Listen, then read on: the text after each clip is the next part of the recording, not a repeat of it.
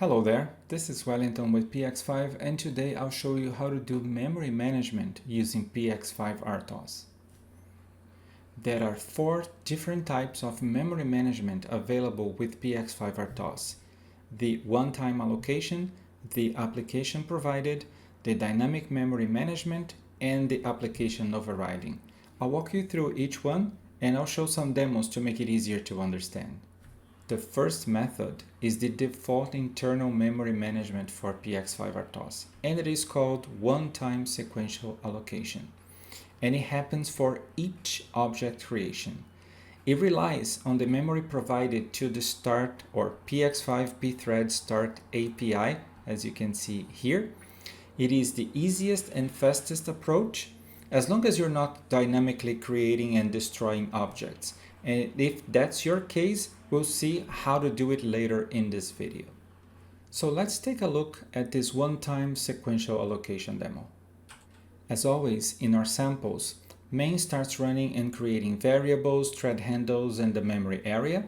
Then, in line 5, we'll start PX5 RTOS by providing a random number for pointer data verification, a memory area, and the size of that memory area. This will convert main into the first system thread that is running at the default priority for PX5 RTOS, which is 16.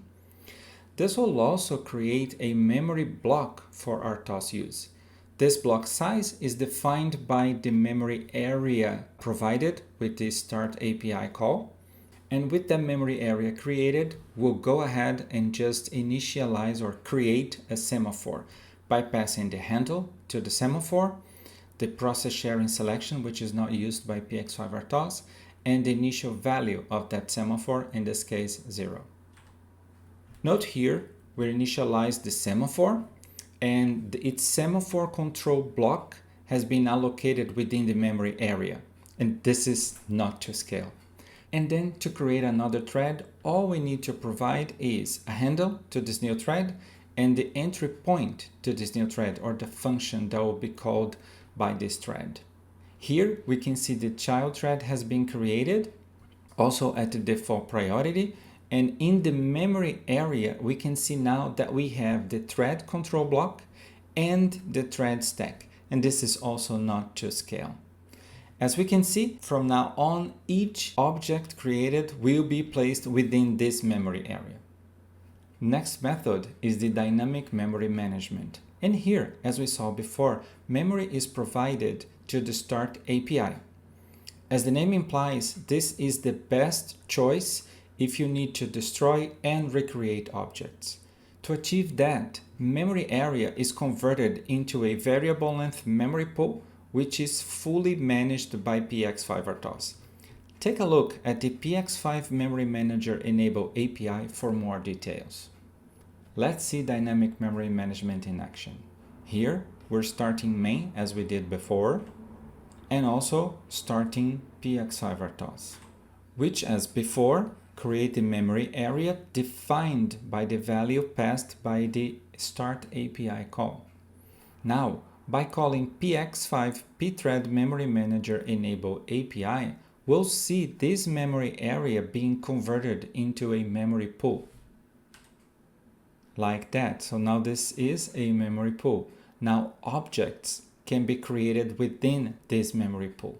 So let's go ahead and create a semaphore to see how that goes. The semaphore object has been created, and its semaphore control block now lives within this memory pool. Now, let's say we don't need the semaphore anymore, and so we'll destroy it. See, the semaphore object doesn't exist anymore, and its semaphore control block has been removed from the memory pool. We cannot do that if we're using the default internal memory management. Now, let's say we need to create the semaphore once again. We'll make the call to the semaphore init API as we did before. And just like before, we have the new object here, and its semaphore control block lives in the memory pool. Now from this point on, we can create and destroy objects, and PX5 RTOS will be managing that memory pool for us. Moving on, sometimes you have very specific needs regarding memory allocation. application overriding might be a good choice for you. By using it, you can override the internal PX5 RTOS memory management and use your own by giving your application complete control over dynamic memory allocation. For more details, make sure to check both the PX5 Memory Manager get and set APIs. Let's see how it works. Here we're starting main as we did before, but this time notice we also have declared two functions. One for allocating memory and another one to release it. As you can see, for simplicity here, we're just using malloc and free, but you can use any different method you want to allocate and deallocate memory. Next, we're starting PX5 RTOS, but notice this time around we are not passing any memory to the start API. This is 0, so PX5 RTOS won't be allocating any memory. So see, now we're running and there's no memory allocated. So next, by calling the PX5 pthread memory manager set, we define the functions that will be used to allocate and release memory. Next, we'll create a semaphore as we did before, and internally this will trigger a call to the user-defined allocate memory function. Let's go there. We are now at the allocate memory function. We have now the amount of memory needed taken from the heap since we're using malloc, and we'll return a pointer to this memory block back to the internal caller.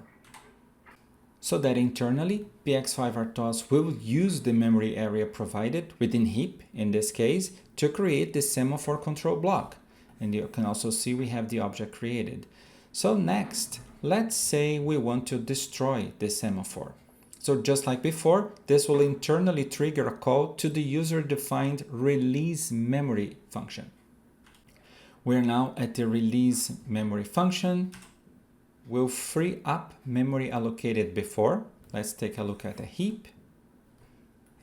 As you can see, it's now gone. Now execution may continue with the creation and destruction of objects as needed. Let's take a look at the fourth and last memory management method. And this is the scenario where the application explicitly provides memory for each object. That's the application provided. In this case, application will provide memory through attribute extensions, and no additional memory is needed for PX5 RTOS. It also lets the application define where in memory each object is located. This is especially useful if you have different memory banks for specific use. So you might have memory running at different speeds to support specific scenarios, among other possibilities. If that's your case, you can have your application providing the exact memory location for each object. These are the APIs your application can use to provide memory, and notice that we have a different one for each type of object. Let's see how that works. So we're starting main as we did before. Next, we're starting PX5 RTOS, but notice we're not passing any memory like before. This is 0, so PX5 RTOS won't be allocating any memory. And then next, we'll create the attribute structure for the semaphore by passing the handle to the semaphore attribute, which is now created here. Then we can call the PX5 sem attributes set control address by passing first the handle to the semaphore attribute structure, second the pointer to the semaphore control structure memory, and lastly the size of the memory. Here we have the address that has been added to the semaphore attribute structure, and we're ready to call the semaphore extend init by passing the handle to the semaphore, while the process sharing selection, which is not used by PX5 RTOS, the initial value of the semaphore, and the new part here, which is the handle to the optional semaphore attributes, this part here. Notice the semaphore attribute information has been used to create the semaphore. The semaphore control memory supplied here is only valid for one semaphore init call, because each semaphore must have its own unique semaphore control structure memory. So PX5 RTOS has cleared the address attribute here to avoid a new call using the same address. We can also see the semaphore control block at the specified address, which now contains the semaphore control block.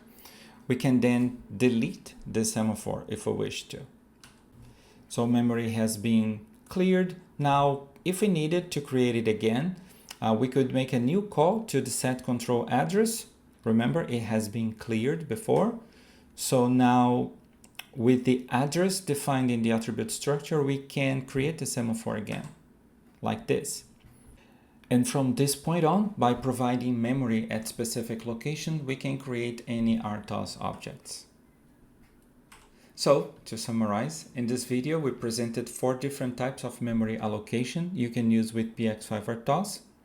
A default one-time sequential allocation, which is simple, easy, and fast. Then we saw an option to facilitate dynamic destruction and recreation of objects. After that, a way to give the application complete control of dynamic memory allocation. And then finally, a method to allow application to explicitly provide memory for each object at a precise location. I'm sure one of these methods will be perfect for your business scenario. So that's the demo we had for today. As always, if you want to learn more or how to get started, please make sure to check our website at px5rtos.com. You can email us with questions, requests for information, or a quote at info@px5rtos.com. Thank you for your interest.